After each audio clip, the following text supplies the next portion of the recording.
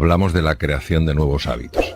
Hay algo que ninguno de nosotros podemos evitar, que es el hecho de que los hábitos al final son los que afectan de una forma directa a nuestra vida. Y la pregunta es ¿por qué afectan tanto? Y la respuesta es muy sencilla: porque crean determinados circuitos en el cerebro, y una vez que ese circuito se ha creado, es como si de forma natural la información tendiera a transcurrir por ahí. Imaginemos que el cerebro fuera como una tierra arcillosa enormemente blanda, y empezamos a pisar esa tierra siguiendo un camino determinado. Llega un momento en el que cada vez esa tierra se va hundiendo más y forma un surco. A partir de ahí es mucho más fácil que toda información penetre por ese surco a que empiece a generar pues un nuevo camino que a lo mejor sea mucho más interesante y mucho más positivo para nuestras vidas. Yo creo que es muy importante que entendamos esto. La gran recompensa es que traes a tu vida cosas que verdaderamente quieres que estén. Bueno, sobre todo, perdona Mario, sobre todo también abre una ventana a la esperanza de la rehabilitación. Absolutamente, absolutamente. De las cosas más devastadoras que existen por el enorme impacto que tiene el ser humano es la desesperanza. Es decir, verse en un túnel sin siquiera intuir la posibilidad de que haya un poco de luz. Sabemos perfectamente que cuando alguien cree, incluso situaciones muy complicadas, situaciones muy desafiantes, muy difíciles, que pueda haber una luz aunque no la vea, y tiene esa fe en que antes o después encontrará el camino, encontrará la salida, y poco a poco va dando pasos, pues al final lo consigue en muchísimos casos. Y a mí me gusta pues comentar algo que es que el regalo de la fe es que al final se te permite ver lo que primero has creído, ¿no?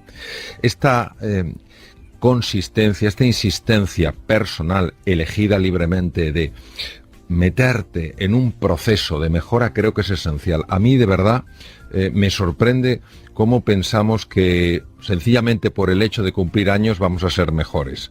Hay gente muy jovencita que tiene un nivel de madurez extraordinario, y hay personas con mucha juventud acumulada que tienen una madurez muy escasa. Entonces la madurez y la edad son dos cosas diferentes. Sí. Hay personas a lo mejor que dicen, oiga, yo llevo 30 años conduciendo, ¿qué me va a contar a mí de cómo se conduce? No, perdón, usted lleva a lo mejor un año repetido 30 veces. Entonces, es que, claro, es completamente distinto, sí, ¿no? Sí, entonces, esa voluntad, esa ilusión por mejorarse, por completarse, por desarrollarse, creo que es algo que todos podríamos poner en nuestra vida, dando pequeños pasos. Y es primero desaprender y luego reaprender. Claro, porque ten en cuenta que lo que estamos haciendo es cambiar nuevos circuitos. Entonces tenemos que desaprender ciertas pautas, que son inclinaciones que sentimos para movernos en una dirección determinada, y empezar a cambiar otros circuitos, empezar a generar nuevas posibilidades. Esto es un proceso de desaprendizaje, nadie dice que sea fácil, es sencillo de explicar, no es fácil de hacer, y poco a poco se van construyendo nuevas conexiones. ¿Y se puede aprender a tener fuerza de voluntad? Sí. Cuando en alguna sesión de coaching alguien me decía, Mario, estoy totalmente bloqueado, no hay nada que yo pueda hacer, les decía una pregunta que les lanzaba una pregunta que no es para nada genial, pero tiene un gran poder movilizador. Les preguntaba, ¿cuál es el paso más pequeño que te atreves a dar? Y siempre hay un paso, por pequeño que sea, que alguien puede dar. En el momento en el que alguien da un paso, por pequeño que sea, es decir, en el momento en el que actúa, en el que hace algo, eso que desde fuera parece que es insignificante, a nivel mental no lo es, porque solamente aquella persona que cree que puede, hace eso, dar un pequeño paso. Y a partir de ese pequeño paso se va conquistando territorio. Es decir, para mí la libertad de una persona es una conquista diaria. No podemos darlo por hecho, porque muchas veces nuestros propios automatismos nos quitan la libertad. A mí me parece maravilloso, independientemente de la edad que se tenga, que cada uno elija libremente en qué quiere mejorar. Se enfoque en eso y poquito a poco dé pasos para alcanzarlo. Es decir, pensar en grande y actuar en pequeño. No importa que sean pasos de bebé, pero tu visión, aquello que tira de ti, es algo muy grande. Bueno, y sobre todo es que si alguien consiguiera llegar a la perfección en cualquier disciplina, luego una vez que llega vaya rollo, ¿no? Patatero. Sí, porque además, fíjate, la palabra perfección hay que entenderla en su verdadero significado. La palabra perfección significa estar completo. Entonces, para mí, todo ser humano en su interior está completo, es decir, es perfecto en su interior. Ninguno de nosotros somos una maquinaria de reloj averiada que los demás tengan que arreglar. Y cuando uno siente que los demás le tratan como si fuera así, como si tuviera esos engranajes que funcionan mal, enseguida se resiste. Cuando alguien siente que los demás se dirigen a ti viendo esa dignidad, viendo esa perfección en tu núcleo, en tu esencia, en ese momento tú empiezas a creer más en tus posibilidades, tú empiezas a creer más en tus potencialidades. Lo que luego una persona alcance de mejora en su forma de ser y de estar en el mundo, eso es otro tema. Lo importante es saber que en nuestro interior, en el centro, en lo que nos define como seres humanos, somos completos, no somos defectuosos, ni siquiera, perdón, ni siquiera personas que tienen pues lo que se llaman deficiencias cognitivas, deficiencias físicas, en su núcleo tienen una imperfección. Siguen siendo perfectos, siguen teniendo esa enorme dignidad como seres humanos, y lo único es que tienen otros desafíos distintos a los nuestros. Pero eso es lo que me gustaría transmitir aquí, ¿no? Esa ilusión, esa esperanza de que hay un camino y de que hay una mejora posible siempre que se tenga el compromiso firme en dar esos pequeños pasos cada día. Aquella persona que de verdad está ilusionada por un objetivo que en principio parece demasiado grande, si persiste, si sigue, está creciendo como ser humano, su mente está cambiando, y si está cambiando su mente, está cambiando su vida. ¿Cuáles son esos 3 superpoderes que tenemos todos para ser felices, Mario? Bueno, yo creo que el primer superpoder es el superpoder de ilusionarte, es decir, lo que es la inspiración, lo que ha movido y moverá al ser humano, un proyecto, una propuesta, una visión que le trascienda, es decir, que no terminen en el yo, mío, para mí. Lo segundo que le mueve es la capacidad de poner en marcha su creatividad, su capacidad de comprensión en profundidad de aquellas realidades que no son evidentes. Y el tercer superpoder que tiene es el superpoder de ponerse en marcha siendo inasequible a lo que es el fracaso, es decir, no levantándose cada vez que se cae. Esta capacidad del ser humano de ir aprendiendo a medida que se cae es algo que nos ha ayudado a lo largo de toda nuestra historia. Lo que pasa es que muchas veces o no estamos suficientemente inspirados porque no tenemos una visión, o no ponemos en marcha el proceso creativo y ni siquiera tenemos una estrategia para avanzar en un terreno nuevo, o sencillamente pensamos que las cosas suceden solas, sin un esfuerzo y una dedicación por nuestra parte. Si usted se despierta un día, Mario, sin ganas de levantarse y afrontar el día, ¿qué hace? Una de las estrategias que... ¿Alguna vez pasa, verdad? Claro que pasa. También a usted. No, por supuesto que a mí, supuesto que a mí, y a veces con más frecuencia de la que me gustaría. Lo que pasa es que uno tiene que tener, primero, una inspiración, una estrategia y un entrenamiento. La inspiración es saber que en ese día se pueden abrir posibilidades que ni siquiera te imaginas. ¿Quién soy yo para decir que ese día no va a ser un día extraordinario? ¿Cuál es la estrategia que utilizo? Pues, por ejemplo, algo tan sencillo como pensar en 5 personas a las que yo realmente expresaría gratitud. A veces no nos damos cuenta de la cantidad de cosas que tenemos y que muy pocas personas tienen. Este ejercicio tan sencillo de pensar antes de levantarte de la cama, justo al despertarte, en 5 personas a las que tú quieras, a las que tú valores, que estén añadiendo valor en tu vida, en tu existir, se ha demostrado no solamente que hace que te levantes con mejor ánimo, es que se ha visto que tiene un impacto, por ejemplo, en los niveles de glucosa, en los niveles de lípidos, en los niveles de tensión arterial. Y la parte de entrenamiento es que esto no es un día agradezco y el otro no. Es decir, si me lo tomo en serio, digo, si esta estrategia realmente tiene sentido y me explican por qué tiene sentido, por lo menos tengo que darle la opción de que funcione. Esto de lo voy a probar a ver si funciona, lo pruebo un día y si no ha funcionado como me gusta, no sirve, eso es la excusa fácil para mantenerse atrapado en modelos viejos, mentales, que nos tienen muchas veces tremendamente esclavizados. Comer bien y hacer ejercicio, esas dos cosas, ¿cuánto pueden influir en nuestra felicidad? Comer bien y hacer ejercicio no sabemos hasta qué punto pueden influir en la felicidad, porque en la felicidad influyen 3 factores. Factores que tienen que ver con el cuerpo, factores que tienen que ver con la mente y factores que tienen que ver con el alma. Lo que sí sabemos, por ejemplo, es que cuando se come bien, es decir, de una forma adecuada, pensando en el cuerpo, en lo que le sienta bien al cuerpo, y cuando se hace ejercicio, hay varias cosas que sí se han demostrado desde el punto de vista científico. Primero, que toda la parte anterior del cerebro, lo que se llaman las áreas prefrontales, aumentan de grosor. Estas zonas son muy importantes porque nos permiten estar más atentos, nos permiten ser más eficientes. La atención plena se ha asociado claramente con una sensación de bienestar. Por si esto fuera poco, el ejercicio físico también potencia un área del cerebro que se llama el hipocampo. El hipocampo es clave para aprender nuevas cosas, para adaptarse a nuevos contextos. Y además se ha visto que el ejercicio físico aumenta el grosor de otra área cerebral que se llama el cíngulo anterior, que es probablemente el área más importante en la conexión humana.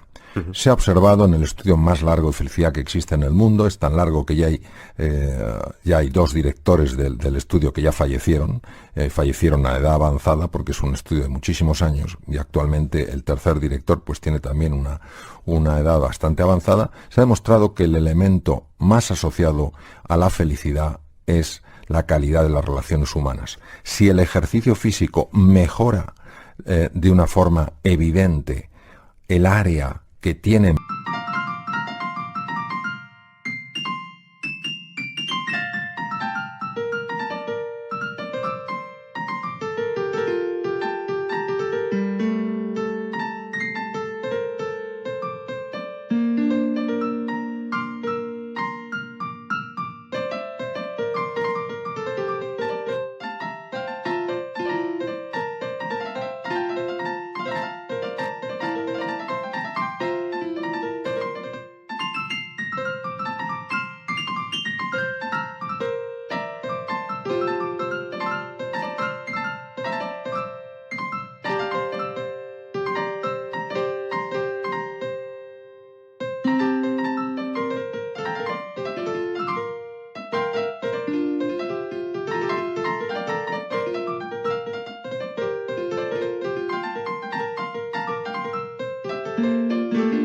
más capacidad de facilitar el encuentro con otros seres humanos como es el cíngulo anterior, lo que no cabe duda es que hacer ejercicio físico sí tiene un impacto en la felicidad. Decir si es un 10, un 20, un 30, un 4, un 60%, eso no lo puedo decir. No se sabe, pero todo está ligado de alguna manera. Exacto, es que todo está ligado, todo suma.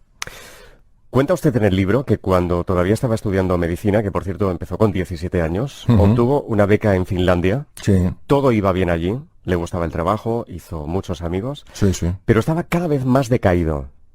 ¿Qué ocurría?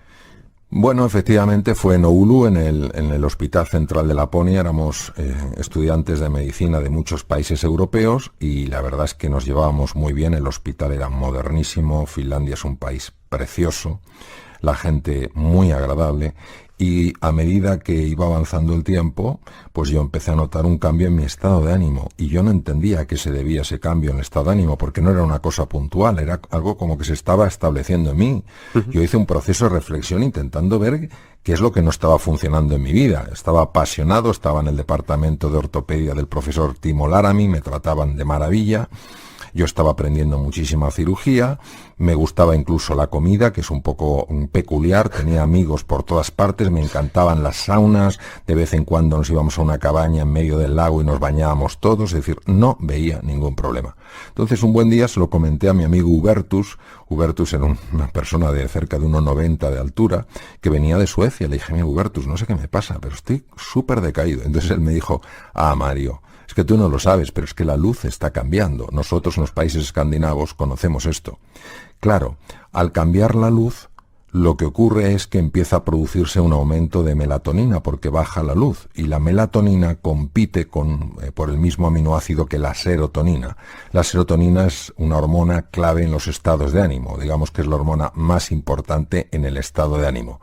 Lo que yo notaba era una reducción en el nivel de serotonina a favor de un aumento de los niveles de melatonina. Entonces comprendí hasta qué punto los ritmos biológicos, lo que se llama el ritmo circadiano, el ritmo del sol, tiene un impacto clarísimo en el estado de ánimo de una persona. Habla usted en el libro de Michael Phelps, ¿verdad? Sí. Me gustaría que nos contara qué admira de ese nadador olímpico. Bueno, yo tuve la fortuna, la ocasión de que nos invitaron a los dos a dar unas conferencias en México. Sí. y escuchándole, pues él sencillamente reveló algo que nos puede parecer evidente, pero cuando te lo dice el atleta que más medallas tiene en toda la historia de las Olimpiadas, pues le presta especial atención. ¿Y qué dijo? Y él hablaba de la increíble importancia de entrenar, que él había, desde que empezó a nadar, había entrenado todos los días de su vida, fuera Nochebuena, el día de Navidad, fuera el día de Acción de Gracias, fuera el 4 de julio, cualquier día él entrenaba. Y que esto era la clave del éxito. ¿Qué ocurre? Que muchas veces, cuando vemos a alguien que ha triunfado a semejante nivel como Michael Phelps, tendemos a pensar que son solo sus cualidades físicas o tal. Sí, que no hace nada más, ¿no? O su inteligencia, o que, bueno, que entrena, pero no que entrena a tal nivel. Entonces, claro, muchas veces esta es la parte que menos se expone, porque es la parte menos apetecible.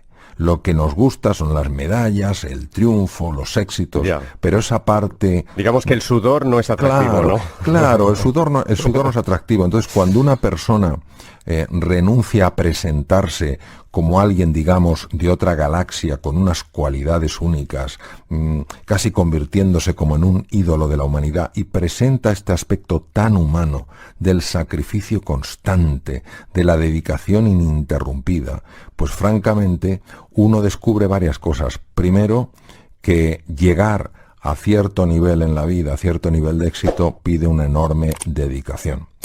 Y segundo, que quien no esté dispuesto a poner esta dedicación no podrá llegar probablemente a hacer realidad sus sueños. No basta solo la inspiración.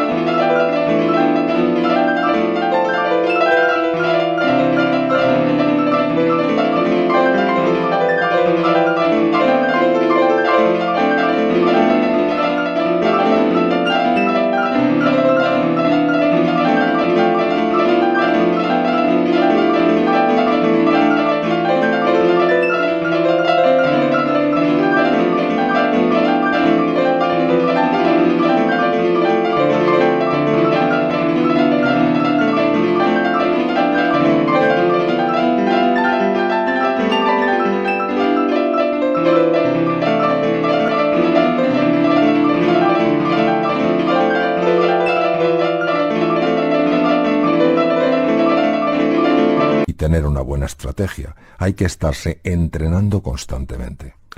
Cada vez hay más gente que vive sola, Mario, ¿verdad? Sí. ¿Cómo nos afecta la soledad? Y sobre todo, ¿cómo la combatimos? A veces nos han llamado algunos despiertos, ¿no?, que nos dicen, estamos muy solos, la radio nos hace mucha compañía, pero, bueno, más allá de la radio, del momento que puedas estar escuchando un programa, ¿cómo se combate esa soledad? Bueno, primero, resulta verdaderamente paradójico que en una época con tantísima comunicación haya tanta soledad. Y es por una sencilla razón. Es porque la comunicación que estamos teniendo es tremendamente superficial. Y el ser humano tiene anhelo de una conversación más profunda, de un encuentro más enriquecedor. Es tan importante el tema de la soledad que cuando Vivien Murthy, que fue el cirujano general elegido por el presidente Obama, el cirujano general es la máxima autoridad médica en los Estados Unidos y es una elección directa del presidente de la nación. Cuando Vivien Murthy le preguntaron, doctor Murthy, ¿cuál cree usted que es la enfermedad más preocupante en los Estados Unidos? Pues mucha gente pensaba que iba a hablar de la hipertensión arterial, de las enfermedades degenerativas, de la hipertensión de la diabetes, etcétera, etcétera. Y él dijo la soledad. La soledad puede llegar a matar. ¿Por qué? Porque el ser humano es un ser de encuentro y cuando tú te sientes solo, se activan con mucha facilidad partes de nuestro sistema nervioso que solo se activan cuando uno se siente en peligro, cuando uno se siente aislado. ¿Cómo se combate? Pues primero siendo sensibles a esto, siendo sensibles a que hay personas que se sienten solas y buscando formas de transmitirles que no están solas. A veces es una llamada, una sencilla llamada que para alguien no es nada, pero para una persona que se siente sola es un mundo. Otras veces efectivamente es mandándoles mensajes perfectamente a través de la radio, diciendo, no estás sola, estamos contigo. Cuando el ser humano tiene anhelo de encuentro, hasta la cosa más pequeña puede marcar una enorme diferencia. Y sobre todo eso, ser sensibles a un problema que es enorme, porque quien se siente solo no va por ahí con un megáfono contándolo. Hay que tener esa agudeza sensorial para descubrirlo y hacer ese pequeño esfuerzo, un esfuerzo sin ruido, un esfuerzo sin parafernalias, para que esa persona sienta que hay alguien que se ocupa, que hay alguien que se preocupa, que hay alguien que está, a lo mejor en la distancia, pero aún así que piensa en ella. ¿Los cambios, los retos, son necesarios y es normal que nos den algo de miedo? Esta es una pregunta de enorme calado, porque aquí hay una cosa de lo más sorprendente. Es decir, el ser humano aparece hace unos 2,5 millones de años en el este de África como ser humano, evolucionando obviamente de otras especies. Sí. Hace 1 millón de años el Homo erectus abandona el este de África y coloniza lugares tan distantes como pueden ser Java o Australia. Y claro, nosotros sin embargo vemos cuánto nos cuesta cambiar, la reactividad tan grande que tenemos a los procesos de cambio. Y aquí viene mi contestación, que no digo que sea la contestación, es mi contestación a la pregunta. El cerebro humano está tan preparado para los cambios que hay uno de los 2 hemisferios del cerebro, de las 2 partes que tiene el cerebro, el hemisferio izquierdo y el hemisferio derecho, hay una de ellas, que es el hemisferio derecho, que está especialmente diseñado para adaptarse a los cambios.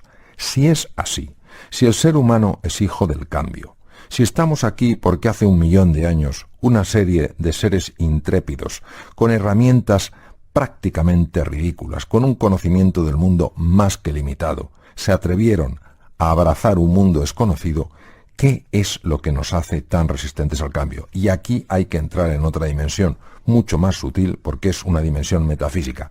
Es una figura